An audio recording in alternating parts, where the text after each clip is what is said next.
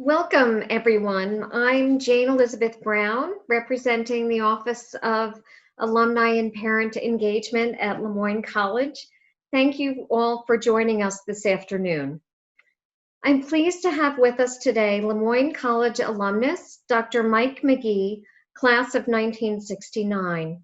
He is a physician, medical historian, and journalist, and will be sharing insights from his 2019 book, Code Blue: Inside America's Medical Industrial Complex. 1 out of every $5 in the US is spent on healthcare, and yet we have poorer outcomes than any other developed country in the world. Dr. McGee draws from his education, professional background, and research to deconstruct how our current system evolved. More importantly, he offers possible solutions to reshape a better future. If you don't already have a copy of his book, I encourage you to get one. It's available in a variety of formats on Amazon.com. Before we delve into the program, I wanted to share some background on Dr. McGee. Mike is on the faculty of President's College at the University of Hartford. He has been an honorary master scholar at NYU's Grossman School of Medicine. His work began as a country doctor serving individual patients, and then went on to senior positions at the highest levels of healthcare, as a hospital administrator, and then as a senior executive at the giant pharmaceutical company Pfizer. He is the recipient in 2014 of Le Moyne's Ignatian Award for Professional Achievement. He also received the Distinguished Alumnus Award from the University of North Carolina School of Medicine. He received his BS from Le Moyne College with a major in biology. Before I turn things over to Dr. McGee, I want to mention that there will be time at the end of the presentation for questions, so please send them along in the chat feature. We have received many questions in advance, and we'll get to as many questions as we can. I also ask you to remain muted throughout the presentation, but as always, we welcome your comments and your questions via the chat feature. I'm really delighted to have Mike here with us today to discuss this important work, especially in light of the current COVID-19 pandemic. Thank you, Mike. Well, thank you very much, Jane. I appreciate having the opportunity to be back at Le Moyne, even if it is through remote and under difficult circumstances as well. I've always valued and utilized over the years both my Jesuit education and my liberal arts background. Obviously, my work and my career path over the years has taken a course where I didn't go down so much a pure science route as I did a relationship-based approach to healthcare in the United States, and that's in part the story I want to share with you today. I wanted to acknowledge on the front end that I am well aware that these are difficult times, and I'm hopeful that the presentation today will provide some hope and encouragement that we can work together and not only get over this current crisis, but also create a better healthcare system. So what I'd like to do now is to share my screen with you. And this is where we're going to begin. Now, the title of my talk is COVID-19 and the Collapse of the Medical Industrial Complex. And the historian in me would love to start at the very beginning and go through every bit of detail that I've uncovered over the past decade in writing Code Blue. But the reality is obviously that we don't have time to do that. And so I'm going to fall back on my journalistic side. And my journalistic side is always focused on the notion that you don't bury your lead. And the lead here today is that Code Blue, which was published now about a year ago, actually did predict both the COVID-19 pandemic and the collapse of our healthcare system in response to it. Uh, but the question really for this presentation is what happened? How did it happen? What do we do now? In more detail, the system collapse under the weight of COVID-19 was not a surprise to people who are well versed in our system because the truth of the matter is that there is no national healthcare system in the United States, not for health, not for disease. We have, as you all know, a major problem with uninsured, which has attempted to be addressed by Obamacare. And we know that if you lose your job, you lose your health insurance. And for the people who've lost their jobs with COVID-19, some 45 million now have lost their health insurance. The medical industrial complex, or MIC in abbreviation, is a profit-seeking missile. That's what it's about from start to finish. And so it's not surprising that over the 70 or 80 years we'll cover here, we've grown to the point where we have 16 healthcare workers for every one doctor in the United States, and half of them have no clinical job at all. They never touch a patient, they never see a patient. And partly as a result of this enormous workforce, most of whom are not clinical, we expend about 20% of our GNP on healthcare in the United States. It's about $4 trillion. Now, if it was very effective and efficient, that'd be one thing, but the truth of the matter is it's complex, opaque, collusive, all of which are on purpose. There is no planning for resource sharing. There's no national system to move people or materials back and forth, which is in part why we've had such difficulty with COVID-19. We, over my years as an adult and before, relied on 1,000 points of light, the goodwill of people, religious institutions, people like yourselves, to become available in times of crisis, and by our good natures to fill in the holes. But the truth of the matter is, when you face a healthcare crisis like COVID-19, you don't need 1,000 points of light. You need good government. You need a system that's well planned, and you need a system that has inventory stockpiled. We have no national inventory stockpiled in the United States. In fact, we embraced just-in-time inventory, keeping your inventory very low in order to enhance your profitability. And so as a result, when we faced a crisis that required inventory, we were stuck. If you put all of this together, the reality is in the United States, not only is there no national healthcare system, but the truth of the matter, the hard truth is the buck stops nowhere. There's no one in charge because there is no system. Now, a lot of people over the years have said to me, and certainly much in the last couple of months, what's the big deal? We have the best healthcare system in the world, don't we?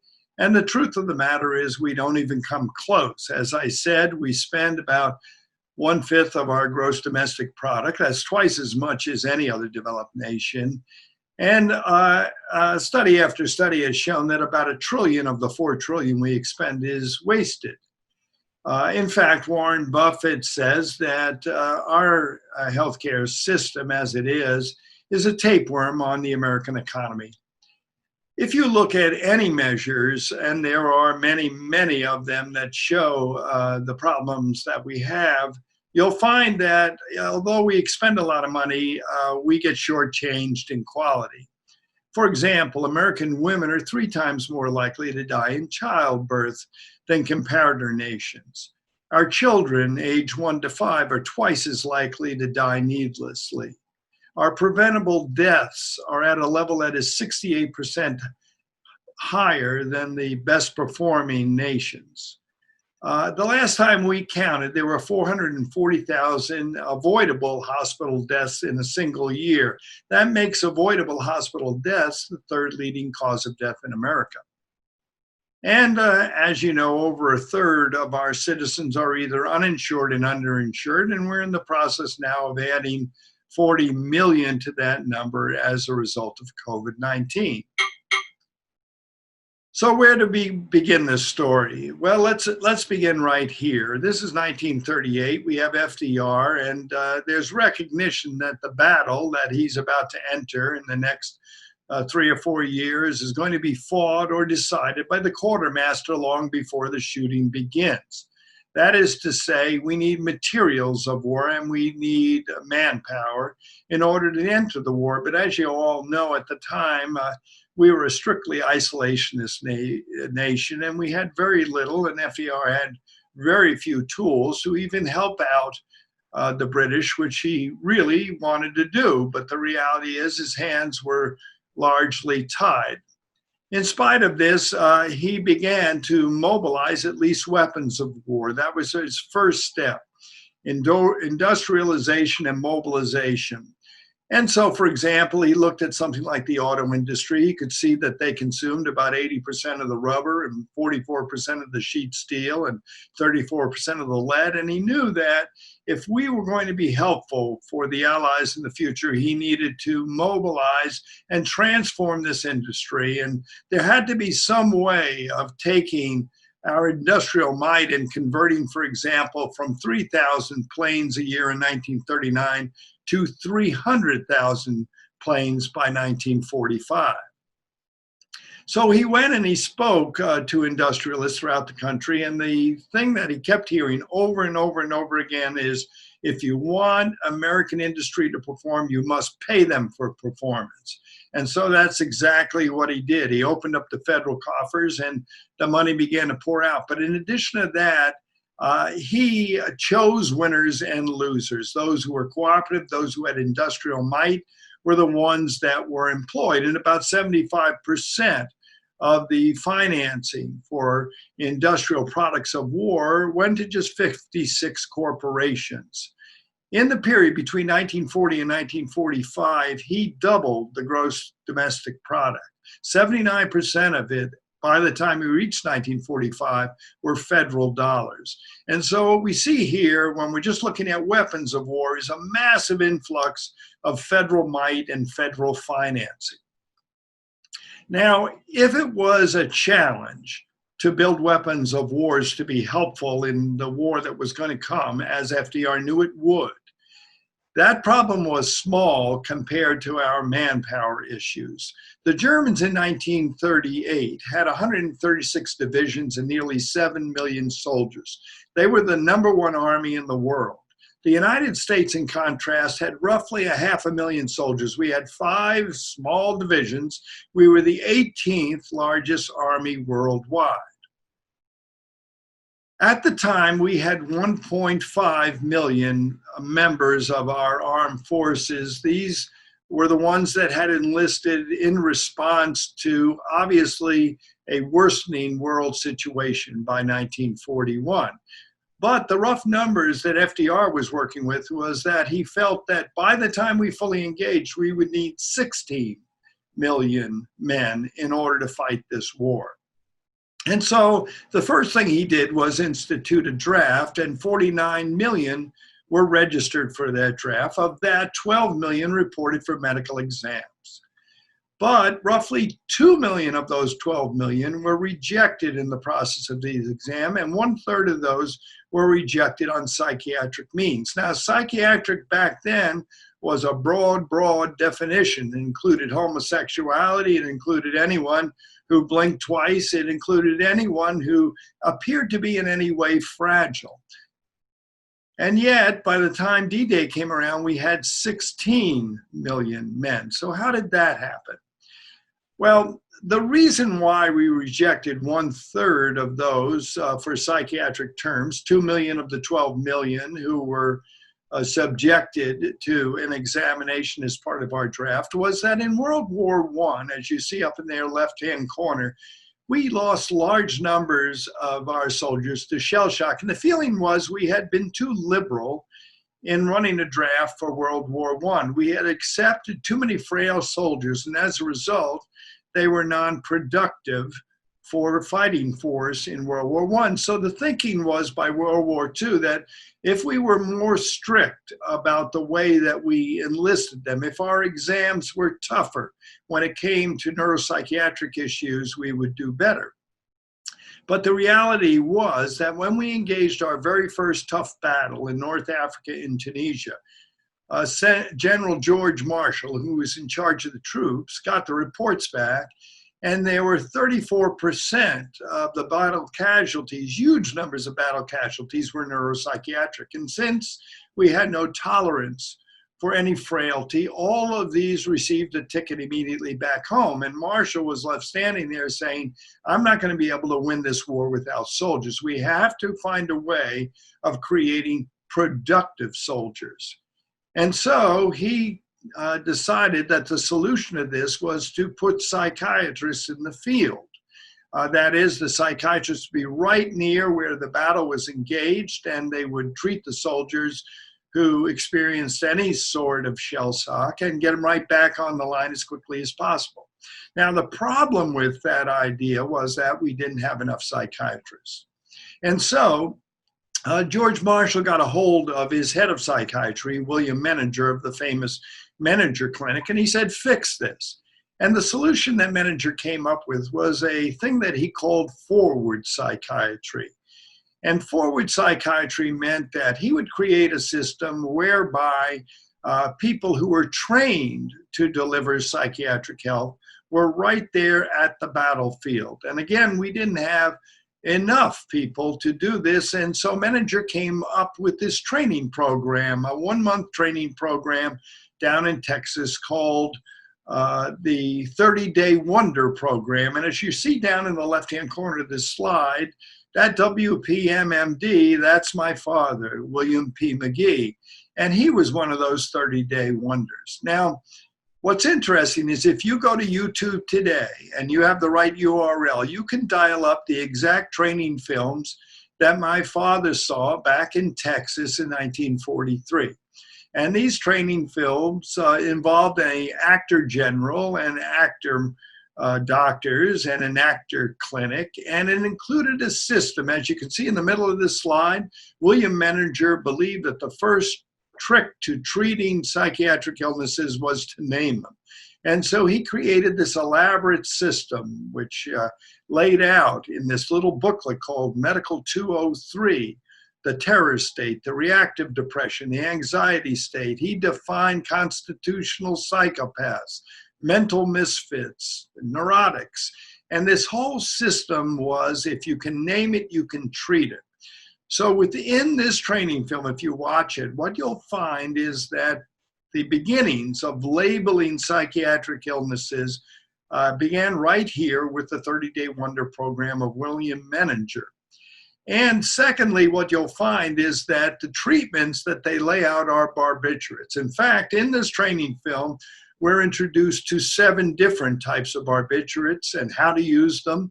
And at the end of the film, the last words in this YouTube video from 1943 was, now that you know that you have these medicines, use them liberally. So the beginnings of labeling a illness and treating the illness with pharmaceuticals goes back to World War II. Now, in World War II, as you know, we created a lot of different scientific discoveries in drugs, and one of them obviously was penicillin. I put it up here now just to emphasize the fact that winners and losers for the next half century in American industry were tied to whether or not one was a participant in the World War II war effort. For example, of the 10 largest pharmaceutical firms in 1979, 9 of them participated in the World War II penicillin program. And you might think, well, penicillin, that was the battlefield drug. That's what it was primarily used for. But in fact, one of the major uses for penicillin on our soldiers back in World War II were for venereal diseases. And you say to yourself, well, was this really a big problem? Yes, it was. When you're talking about productivity in soldiers, back then, the diseases that you got as part of misbehavior of sorts from venereal diseases could put you out of the war for over a month. In fact, there were roughly 600 casualties per day over the entire war effort. And we tried everything to get the soldiers to be more careful. We took the approach of different PR posters. We armed all of the soldiers with that little emergency kit down in the right-hand corner. My father had that big red container up above with all of the instruments he needed. We had branded prophylactics of all sorts available to the soldiers. But the truth of the matter is we never fully got venereal disease under control until we were able to use penicillin. But up until that time, 600 casualties per day. All that said, by the time D-Day arrived on June 6, 1944, we not only had 156,000 soldiers that landed over that 50-mile stretch, but we also had a medical corps that included 45,000 doctors, 59,000 nurses, and over 500,000 support personnel for the medical corps. And the question was not so much were the soldiers going to be there on that day. The question is, would they be productive? That was the question. And psychiatrists later once said it would seem to be a more rational question to ask why the soldier does not succumb to anxiety rather than why he does. And we'd always known that war was a hard sell for soldiers. We always knew that motivating them and getting them to be productive was a major, major challenge. For example, during the Civil War, the only way we could keep our soldiers on the field in these miserable conditions were with opioids.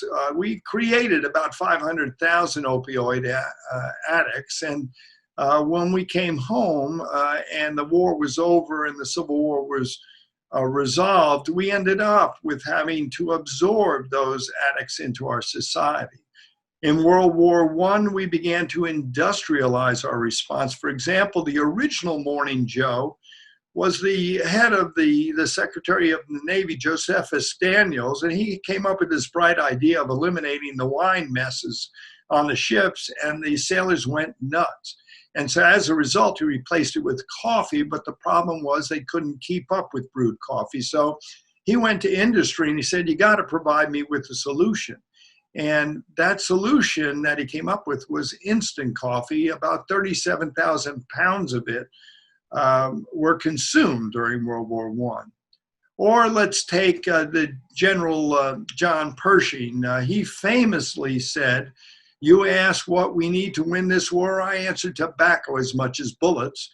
Tobacco is as indispensable as the daily ration. We must have thousands of tons of it without delay. Now, the problem was he had soldiers who were in these muddy trenches trying to roll cigarettes and making a mess of it. And so he again approached industry. That's how we came up with the 20-pack of cigarettes. It was created in response to John Pershing's request. We had 47 million rolled cigarettes before that war was over. In World War II, we began, both the UK and the Germans began by giving all their soldiers amphetamines. They only stopped a few months later because the soldiers were shooting each other by mistake because of itchy trigger fingers. The only ones who continued out front amphetamines through the war were the kamikaze pilots for the Japanese, but behind the scenes, lots of soldiers, both on our side and our opponents, were using amphetamines. As for alcohol, about 1 quart of liquor every 2 weeks was the official officer's ration, but they consumed much more than that. And about 80% of all soldiers, including doctors and my father, smoked during World War II. In fact, my father continued to smoke right at the dinner table in front of us until 1962. So as you can see, when it comes to war, a lot of behaviors are tolerated, in fact, even encouraged to keep the soldiers fighting. Now, this doesn't even take into account that, war is a traumatic business, and So systems were developed to evacuate the soldiers for the field. We've been at this for some time in this nation. And back in the Civil War, the trauma survival rate, if you got injured, only about 50% survived. But because we progressively created a rapid evacuation triage system, this number dropped. By World War I, if you were injured on the battlefield, about 8% passed away. By World War II, it was down to 4%. And the way we did this in World War II is that we started with that echelon 1 in the left-hand corner, and we went all the way down through 5 echelons. A guy like Senator Bob Dole, who was mortally injured, he made it all the way out to level 5. It took about 2 weeks to get there, but he was evacuated through each of these steps. The other thing that we relied heavily on, though, in order to accomplish this, was a system of specialization. Specialization for real began in medicine as part of World War II. And in fact, if you were a specialist doctor in World War II, you had a higher rank and you got paid more than a regular doctor like my father. And as a result, the doctors like my father, when they finally got out of the war, wanted to become specialists. And we made it pretty easy for them to do that. We created a GI Bill that included them.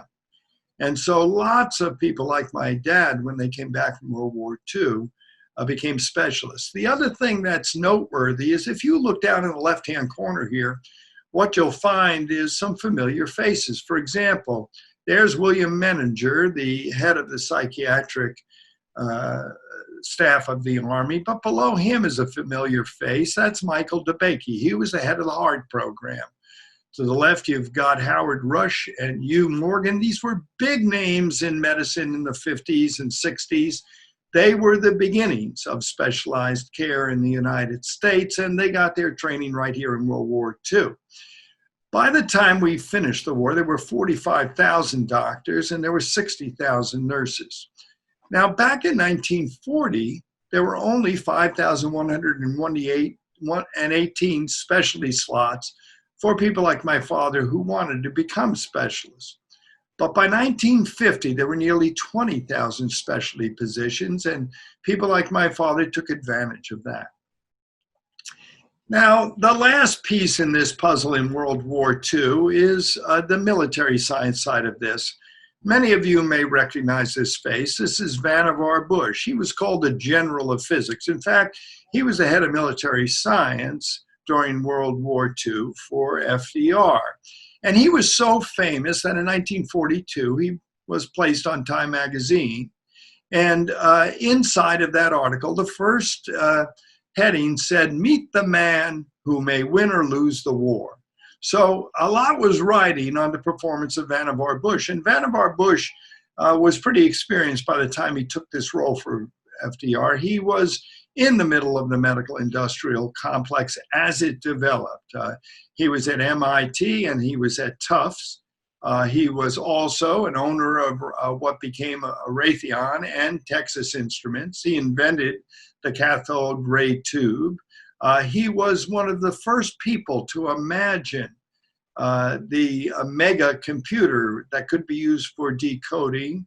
And he was picked up because he had developed a system where people who were in industry and in academia and in government could collaborate with each other for rapid fire advances. That's why he was hired by FDR.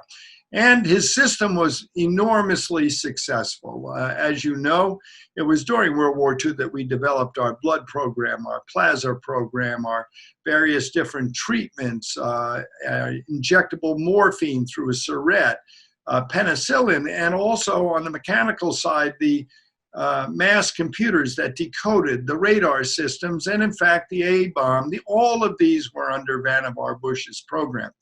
And many of you may be aware of that story, but I think most of you may be unaware of who were the chief staff of Vannevar Bush, who were his best friends. Well, the very best friend of Vannevar Bush since 1933, long before he became the head of this war effort, was George W. Merck. He was the head of Merck Pharmaceuticals, and he was one of Vannevar's first hires to become the director of biological warfare. Also, he hired out of the University of Pennsylvania Alfred Newton Richards to be head of his medical research program. Alfred Richard Newton was also on the Merck payroll. He had been a consultant there for years. John J. Connor was the general counsel for Vannevar Bush. He was also the VP of government relations for Merck. By the time the war ended, this group of people who worked so well together stayed together.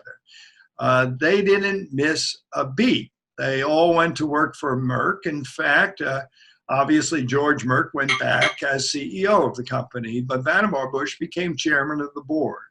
Alfred Newton Richards stayed on as a consultant for Merck all his life. In fact, he works closely with Vannevar to develop the first programs that identified 8 different areas where they could begin to pay academic physicians to be paid advisors to Merck Pharmaceutical. And John Connor became the CEO of Merck Pharmaceuticals in 1965. So this was the ultimate career ladder, an integrated career ladder, a career ladder where you go along and you get along and you can do very well. So the beginnings of the medical industrial complex, the consummation of this human chain of advancement began during World War II.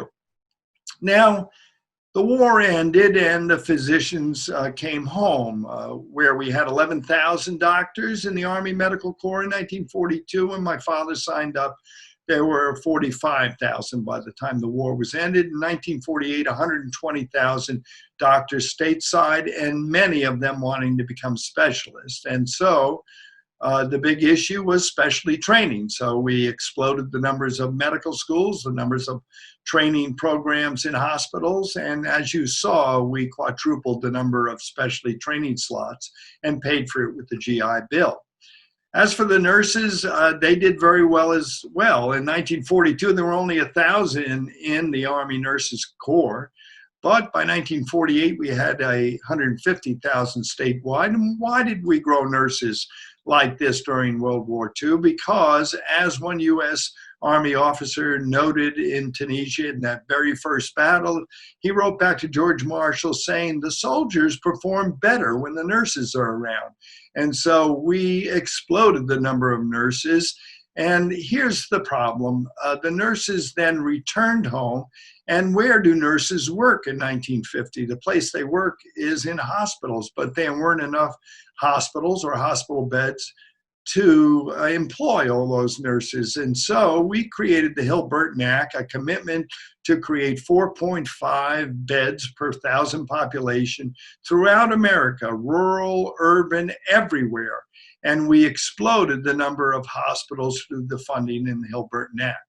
Now, if we had more doctors and nurses returning home, we also had more disease returning home. And I always include this picture because in many ways, General Eisenhower, who became President Eisenhower, was the poster boy for a global burden of disease. He brought tremendous disease back home with him, in part because he smoked 4 packs of Camels a day. Now, General Eisenhower obviously was not the only one. Our World War II vets carried an enormous burden of disease. In general, they lived 11 years less than people who had not fought in the war. 5% of our soldiers were disabled from the war, 2 times the rate of lung cancer, and importantly, over 1 million psychiatric casualties. If you want to know why our mental hospitals were overflowing in the 1950s, you're looking at it right here. Now, to finish up this little piece, this first part of the story of World War II, I want to emphasize the fact that this return of soldiers with high disease burdens was not just for the United States. In fact, Canadians experienced the exact same thing. They had obviously only 10% of the population of the US, but they had exactly the same kind of disease problems that they returned with: addiction, tobacco, a wide range of psychiatric conditions as well. But when the Canadians confronted this, as the soldiers began to stream back home in 1945, their government said to themselves, how do we make Canada and all Canadians healthy? And this was something that was easy for them to do, relatively easy, because in their constitution from the mid-1800s, their slogan was peace, order, and good government. They believed in good government. Contrast that with ours: life, liberty, and the pursuit of happiness. For Canadians, their decision on how to make Canada and Canadians healthy, and even asking that question, was an important starting point. And they decided that they would embrace universal health coverage as a form of solidarity. We, on the other hand, decided that, hey, look, we just defeated disease. If we could just defeat it the same way we had defeated the Nazis, through a cross-sector partnership that was profit motivated, we can knock out disease. And if we knock out disease, obviously health will be left in its wake. Now, what makes this story especially ironic is the fact that our leaders at the time, FDR, and then when he died, Truman, believed that the next step for the US should be a national healthcare system. In fact, they attempted to implement it. But the moment they attempted to implement it, they got tarred and feathered and labeled as socialists in favor of socialized medicine. The AMA and the Pharmaceutical Manufacturers Association and a growing health insurance industry partnered up to squish any notion of a national health plan. The idea of asking the question, how do we make Americans throughout our nation healthy, was not even considered a viable option. But what makes this truly odd is that at the very same time, our taxpayer dollars, yours and mine, our grandparents, our parents, we paid for the actual creation of national healthcare systems in our two vanquished enemies. We built national healthcare systems for Germany and Japan. And we not only built them, but that was the first step we took as part of the Marshall Plan, because we believed that nation building efforts couldn't be successful unless we paid adequate attention to the health of the population. So our military, and specifically our US Marshall Plan for Germany and Japan, recognized that there would not be stable democracies in the future in Germany or Japan unless we first started with a national healthcare program. What was good enough, in fact, what proved to be highly successful for Germany and Japan, was too good for us. Our taxpayer dollars paid for them, but refused to pay for us. Instead, what we decided was that we were facing a war on disease, and if you could defeat disease, somehow we had the notion that that was synonymous with health. There was no acknowledgement of the various different social determinants of disease, that housing, employment, environment, clean air and water, transportation, solid job security, that these things were based on a functioning national healthcare system.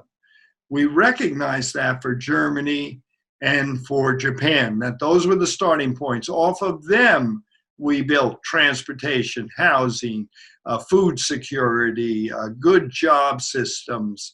But without them, we could have never done that. And so this was the fundamental error back then, that we took a military approach, a profit-driven approach, a collaborative approach, which eventually tore down all appropriate checks and balances in pursuit of cures for disease. And we still see it today. What are we emphasizing now? That's by some miracle, a vaccine will save us from COVID-19, not a public health program that could have prevented it. So here we are in the return of our soldiers after World War II. We've got a war on disease that we're about to wage in order to create what we believe will be health. And there's two steps to this process that we take in 1950. The first one is financing, which I've partially described here. Hospitals grow like crazy. We have the first of insurer-based, employer-based insurance, about 70% covered by the late 60s. Academic medicine grows 5 times in size with new medical schools and specialty programs. The NIH, which didn't even exist before World War II, now has 27 institutes by 1965. And look at pharmaceuticals, 6 times the growth of R&D and 3 times the sales, financed mainly by federal dollars. Now, that's step one, to finance it with these huge amounts of federal dollars, that's step one. But to really make it work, you had to have demand for all of this stuff. And step two is to build a market. And we did it with American ingenuity. This was the age of new antibiotics, as you see there. The first terramycin is a Pfizer product in 1950. We also had the American Medical Association realizing for the first time that membership dues alone might not be the only source of revenue. In fact, knowing where the doctors live and where they can be located would be important data in the future. In fact, maybe data that they could sell to pharmaceutical companies in the future who wanted to know who was prescribing what. This also was the first time that we created that notion of a detail man, bringing samples to doctors to try out the newest thing. Things like Valium and Librium, why we were so effective in building that market that by 1960, 1 in 6 Americans were on tranquilizers. Now, this couldn't have been done without a good deal of cooperation and profit sharing, and people like the ones down here in the lower right-hand corner, the Kefauver Commission. First, they started investigating organized crime in 1952, but by the late 1950s, they were looking at the pharmaceutical industry. In fact, what they were investigating was collusion, and they knew something was up. And one of the people that they interviewed back then was this fella here, up in the left-hand corner in 1940. You may not recognize him. He had just graduated from NYU there. But by 1955, he was a well-known fella. In fact, he was in the Medical Marketing Hall of Fame. He had an MD, but he never really practiced medicine. In fact, what he was a genius at was creating corporations behind the scenes that were able to take advantage of the medical industrial complex, get everybody working together, move the money around, move the information around. In fact, this one fella was the one who was the agent for the marketing of terramycin. He created the detail man. He testified before the Kefauver Commission, and after he died, we found out that he had lied to them. And in fact, he had, at that time, owned the data company that would collaborate with the AMA and eventually allow for prescription profiling. The kind of profiling, by the way, which identified doctors who were the ones most likely to prescribe opioids. In fact, that became very useful over a half a century later when it was used by Purdue Pharma in order to identify those doctors who they could rely on to trigger an opioid epidemic. By the way, Purdue Pharma, its parent company was Purdue Frederick. Who owned that? This same man that you see there in 1955. That's when he purchased the original Purdue Frederick. So that man up there on the left-hand side is Arthur Sackler. He's dead now, but in 1957, he created the first advertorial. And by the way, he's the one who created the campaign for Valium and was the one behind tranquilizers selling in 1960. His brothers followed through, and then his family, and they unlit the opioid epidemic some 70 years later, 20 years after he had died. So this just gives you the idea in America how one man can make an enormous difference. But he couldn't have done it without the federal dollars flowing in and without the philosophy that we were going to chase disease rather than create a true national public health plan in the United States. Well, as you know, July 30th, 1965, we see here that Medicare passed. That followed the loss of John F. Kennedy in 1963. And in fact, the first card was given to President Truman in Missouri. That's where we signed the Medicare plan. And LBJ said, I had to take the dead man's program and turn it into a martyr's cause. And so the martyr's cause that he chose was Medicare. And Medicare did cover all of Americans over 65. Now, at the very same time, Canada launched its national Medicare too, but theirs covered all of their citizens. Well, what followed is not surprising. Since Medicare basically put no restraints on reimbursement for either doctors, hospitals, or insurers, the program immediately was stuck with over budget. And at the same time, we experienced an enormous increase in both unemployment and in inflation. And by 1980, we had 13% inflation and unemployment of 7%, and we couldn't get medical costs under control. And so there was a great clamoring for control of medical costs at the time. And to the rescue came Ronald Reagan, and he just wanted to get over this recession. And one of the main areas he focused on were drugs, devices, and diagnostics. He had allies in doing this that went across the aisle.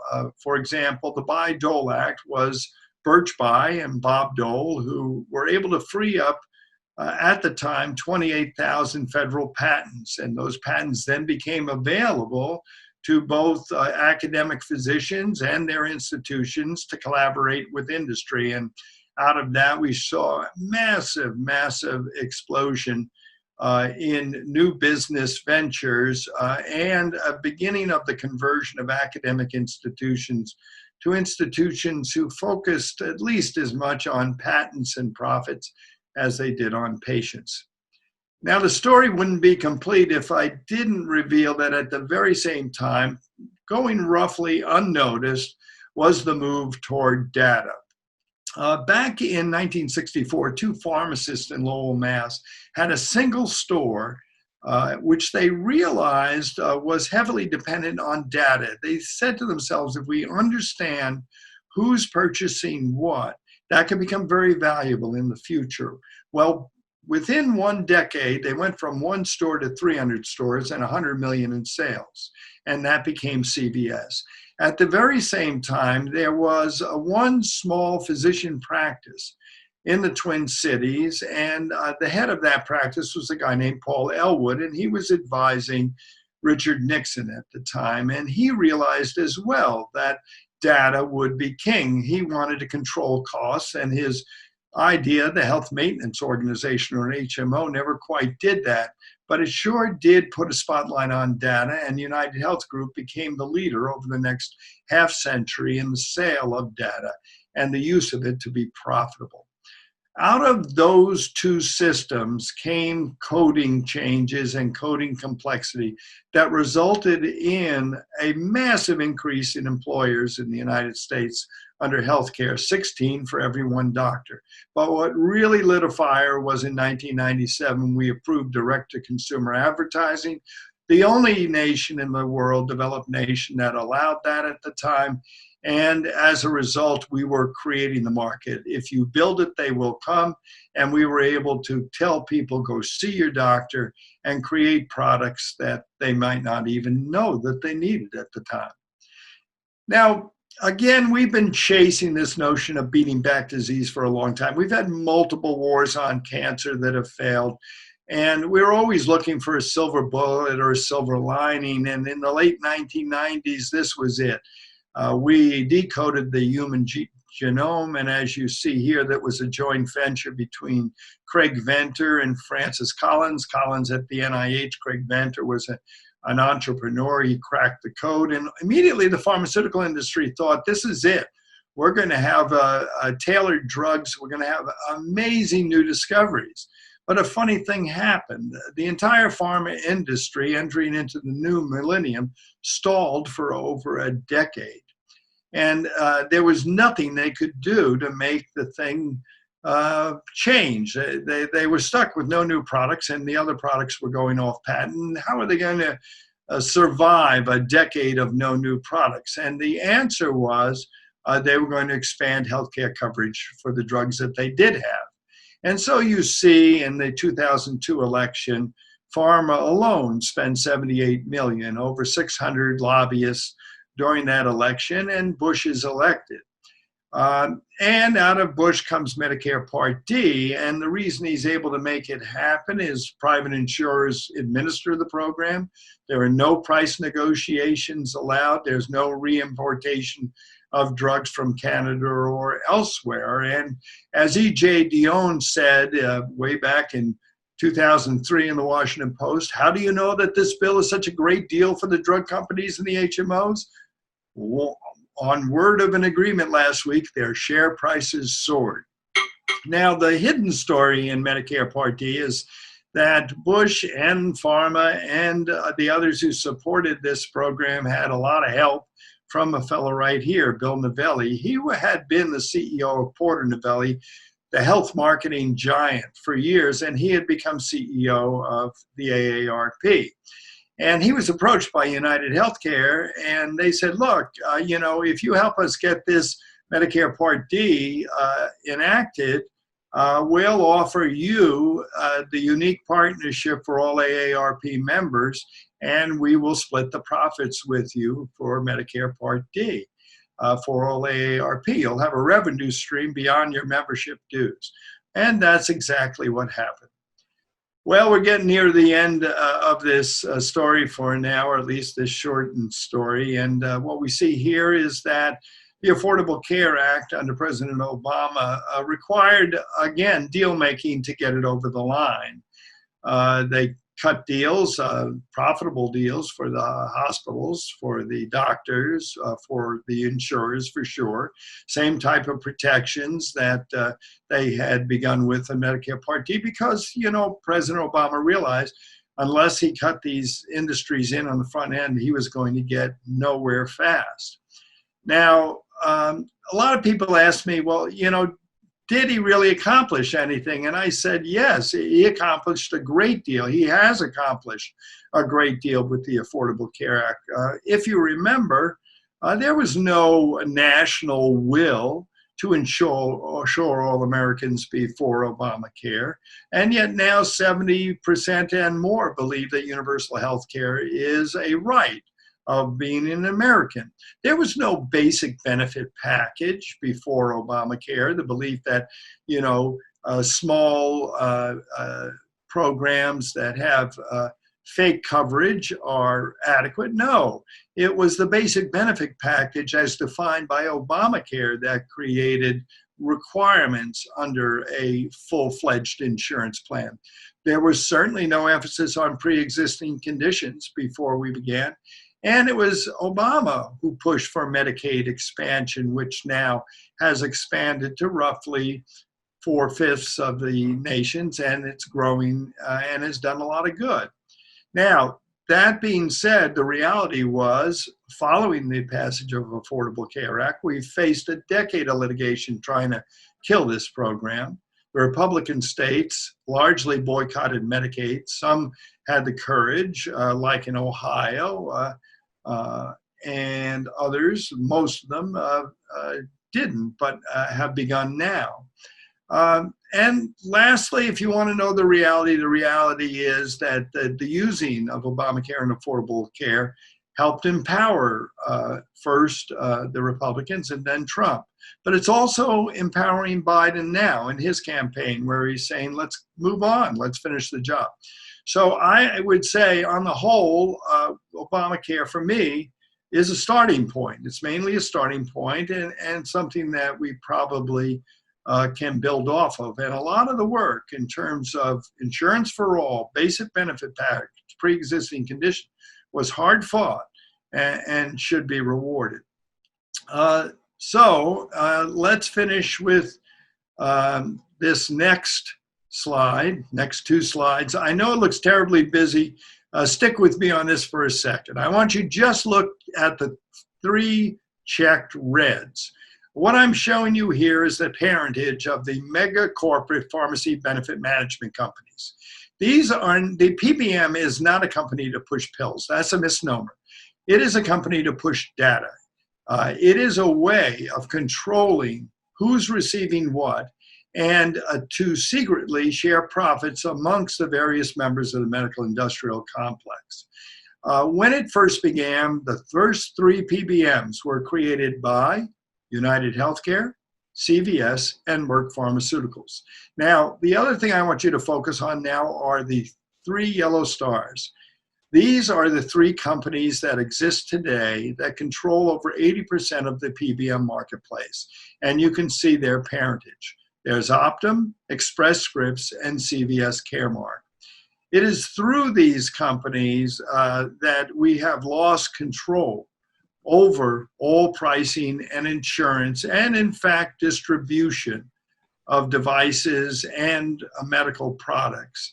And they are part of the reason we're in the problem we're in.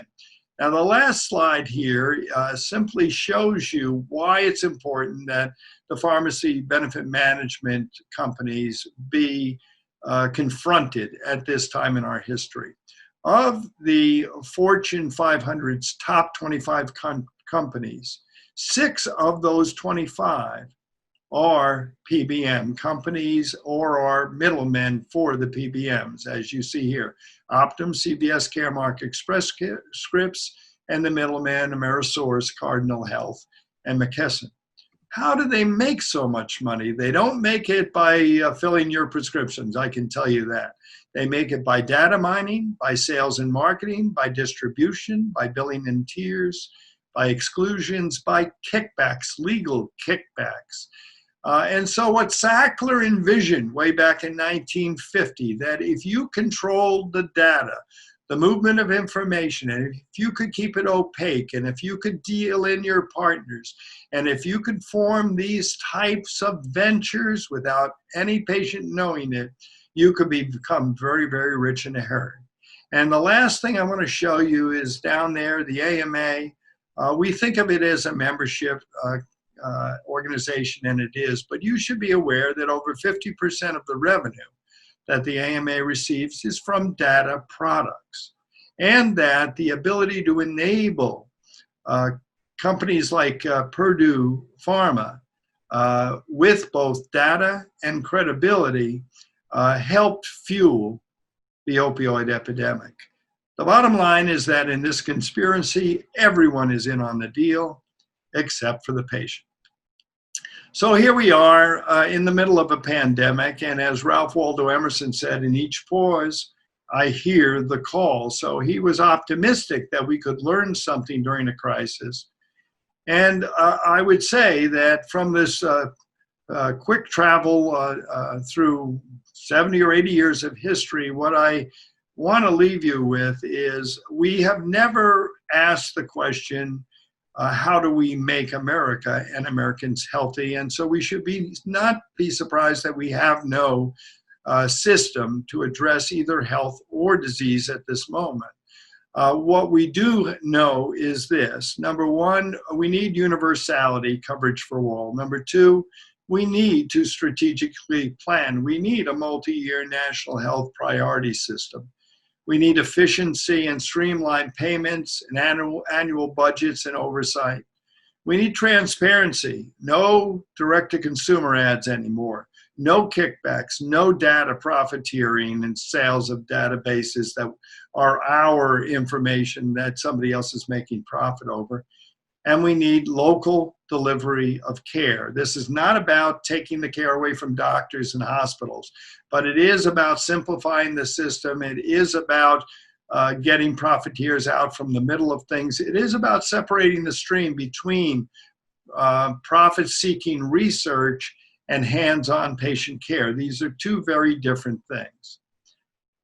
In each pause, I hear the call, and the open question is, will this pandemic that we're experiencing assist us in hearing the call? So I certainly hope so, and I certainly appreciate you giving me the time here to present this information. And of course, I'm happy to answer any questions that we now have.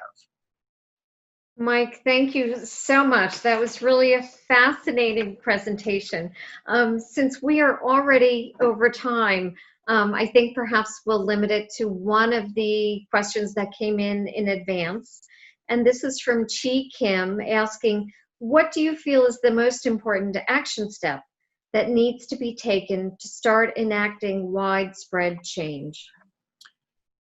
Well, I think clearly the action step that is ahead of us is a national election this November. We have two very different approaches. One approach is committed to universal coverage, which is extraordinarily important, as well as advancing the traditions that were begun with Obamacare, and including protecting the rights of all of our citizens, getting them not only insured, but also getting them secure. What we're experiencing right now, for example, is not only a health catastrophe, but an economic catastrophe. And as people have lost their jobs, we see clearly that they've lost their insurance as well. And this has always been part of the double bind of the way we approach employer-based healthcare. I think as we move in that direction, reinforcing not only that everybody needs to be insured, but it has to be good insurance. So if it's going to be good and comprehensive insurance with pre-existing conditions protected, I favor the notion of presenting a public option as a very first and early step. Put the option out there and let's see how many parents choose to have their adult children choose that public option. Let's see how many of the people currently who receive diminishing employer-based coverage say, no, I want a coverage that either is an expansion of a Medicare or expansion of a Medicaid kind of program. We have, roughly half of our people on federal programs already of one sort or another. Why don't we create a easily acceptable, standardized kind of simplified billing, simplified to join system, and let's give it a go. And if it is embraced rapidly, we'll see a rapid movement toward a more nationalized approach. So that's one side of the immediate response. The other side of the immediate response is a little more tricky. And here's what it involves. We don't get off scot-free ever for not having asked the question, how do we make America and Americans healthy? When Canada asked that question, it was first asked by their province, Saskatchewan. We've had 50 states, okay? So some of our states have begun to ask that question, like Republican Governor John Kasich in Ohio, when he was governor and he expanded Medicaid against the will of the Republican Party. He asked that question, how is he going to integrate his healthcare system with the other social determinants that were under his control? But we as a nation now, if we're going to go for a more nationalized approach to healthcare, we need to go back and ask that question. How do we make America and Americans healthy? Now, to ask that question, we have to create a governance body that is representative of us. We currently don't have that. We think we have governance bodies, but we don't. We have national guilds. So we have an American Medical Association with 20% of the doctors now as members, and state societies, and they have a government relations program in Washington. We have an American Hospital Association, same thing, with a government relations program in Washington. We have an insurance guild, they're in Washington.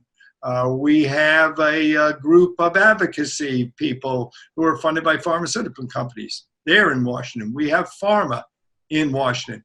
All of their government relations programs coordinate with each other. No surprise that they have a coordinated view of what should happen policy-wise. But that is not representative of us.